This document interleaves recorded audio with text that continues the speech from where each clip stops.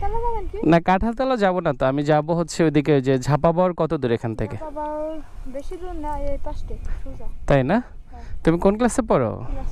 Class 4। Very good. তোমার স্কুলের নাম কি? চাপাতলা সরকারি প্রাথমিক। চাতলা? চাপাতলা। চাপাতলা। ওকে। অ্যান্ড তোমার নাম কি? শিহাব। এটা তোমার সাইকেল? তোমার বন্ধু? আমার কাকু। কাকু? ও তুমি আঙ্কেল হও?